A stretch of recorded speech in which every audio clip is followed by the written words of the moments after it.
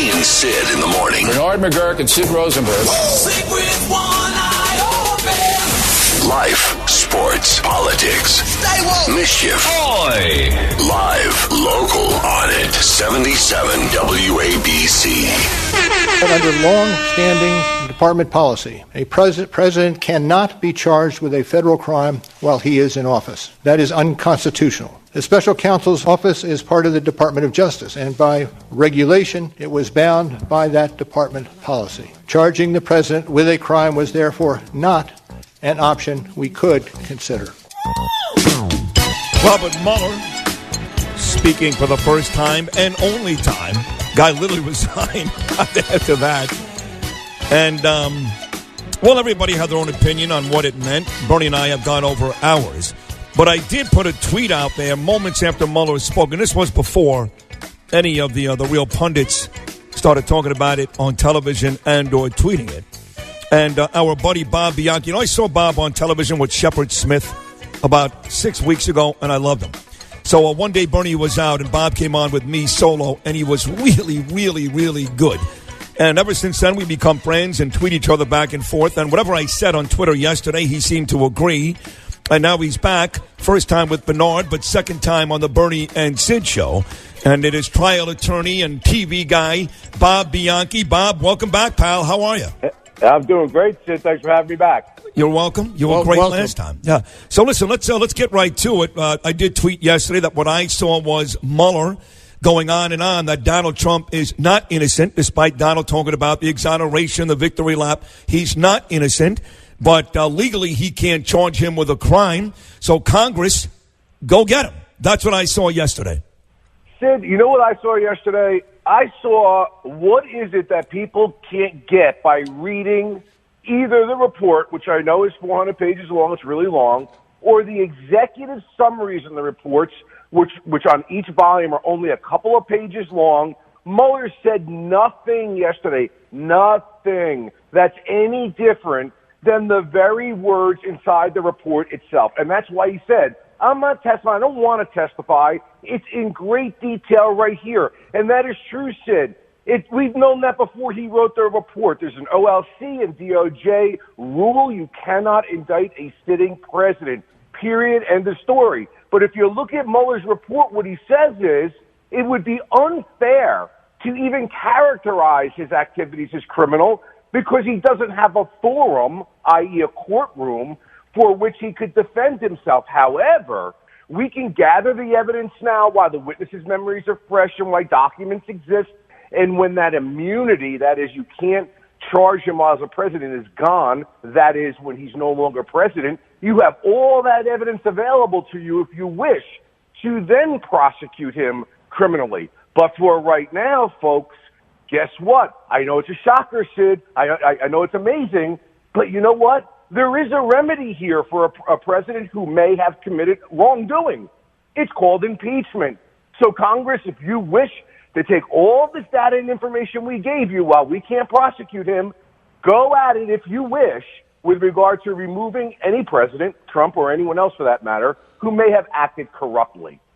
So, Robert Bianchi, you're saying that if Mueller and his team of investigators had found sufficient evidence that there was a crime, you're saying they wouldn't have recommended indictment to Attorney General Barr? Absolutely, he can't. And Mueller's a rule follower, and no other attorney general would have done it anyway. They would, and he's even saying, I won't even put that in this report. Because if I were to put in this report that there's enough evidence here for me to charge, but I can't because he's the president, it would leave a cloud over the presidency, which he would not be able to perform his executive duties. That's one of the reasons why you can't indict a sitting president. But then what does he do, guys? That's really interesting. He then, on the obstruction charge, lays out 12 instances of things that are not too flattering. These are the 12 instances that close to 1,000 former federal prosecutors said that had this been anybody else, on much less they would have been indicted for obstruction. And he kind of lays it out in a way that says, we are extremely concerned about this activity, and if we were allowed to make a traditional prosecutorial judgment, that is, if it wasn't the president, if it was somebody else, we would look at all these facts singularly or together and make a determination in that instance whether or not we would charge an individual with obstruction. And again, those close to 1,000 former Department of Justice federal attorneys said clearly this conduct from any other individual would have meant an indictment. Trial attorney and Fox News contributor Bob Bianchi here with Bernie and Sid.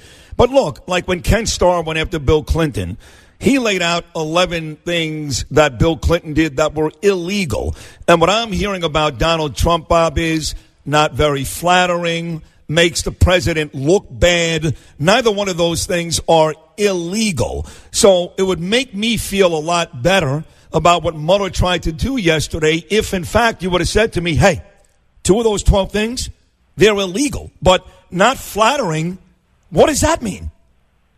Yeah, so, it's funny. In the first part where it comes down to what people have been calling collusion, which is really conspiracy, he's very firm that there's not enough evidence there. But in the second part, in obstruction, he doesn't do it, and in fact uses that language that if I could exonerate him, I would, but I can't. I mean, come on. You have to be blind not to see what he's saying when you take those things together. But, Bob, it's not his job. It's not his job to exonerate. You know that, right? No, I know. No, absolutely. But what I think he's telegraphing is that this conduct, look, I could care less. Republican, Democrat, doesn't make a difference. What I do when I talk to people about this case is people have very strong opinions, and typically it's based upon their political persuasion. When you ask them, well, how do you account for this in the report or that in the report, they can't tell you because they haven't read the report. So Mueller was in a little bit of a unique situation. I'll give him a little bit of a break here because it's not often that U.S. attorneys or FBI agents are investigating conduct for which they cannot bring charges. Do you see the weirdness of where he is with that? Yeah. So he's got to basically say, here are the facts. He exonerates him, if you will, on the conspiracy, even though there's some very unflattering conduct with regard to contacts with Russians. But then he comes right out and says, here are 12 instances of problematic behavior, and I will not say that he could be exonerated. Here, Congress, you do what you want.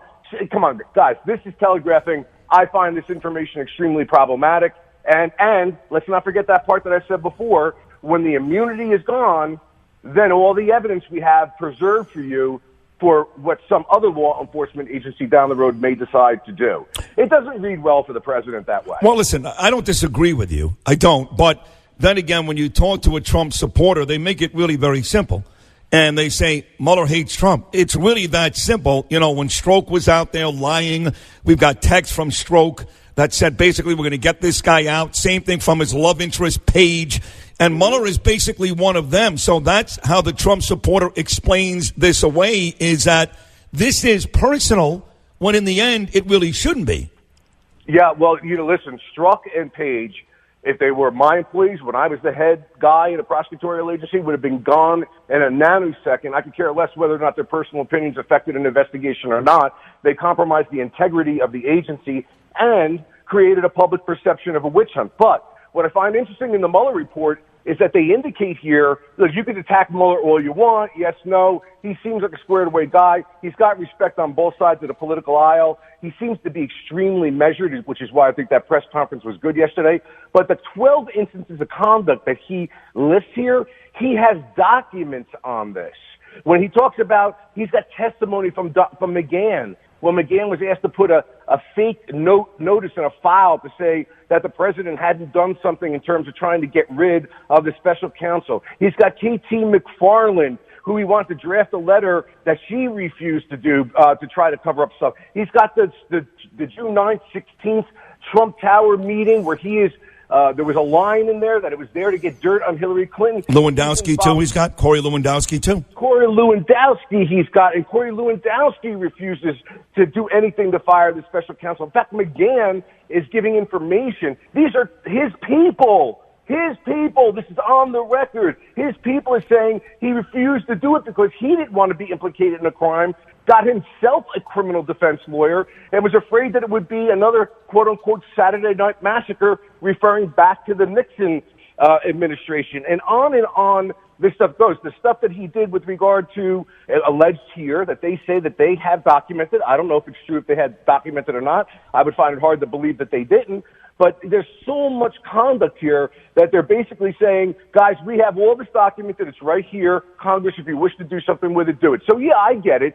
Strzok and Page did a horrible thing in terms of putting a stake in the credibility of the institution, but we need to, no place is perfect. If Mueller is saying that this stuff they have it locked and loaded, then it's either true or it's not true. And that's why I think it's important somewhere down the line that the underlying documents that are referred to in this report be revealed to determine whether or not this was just a hatchet act against the president or not. Now, let's say one last thing to Trump's defense, because, we love to do this. If I were his lawyer, I would say that a lot of this conduct can be explained not because he was trying to do something for a corrupt purpose. He had the ability as the president to fire Comey, which is another instance that's listed in that obstruction piece. He had a lot of ability to do these things. And the reason he was doing those things was because he knew the investigation was bogus. He felt that it was a cloud over his presidency. And what would somebody do under those circumstances when they feel that the government is being negatively affected by a bogus investigation? And that is kind of put in that report as well. So there's the defense to Donald Trump.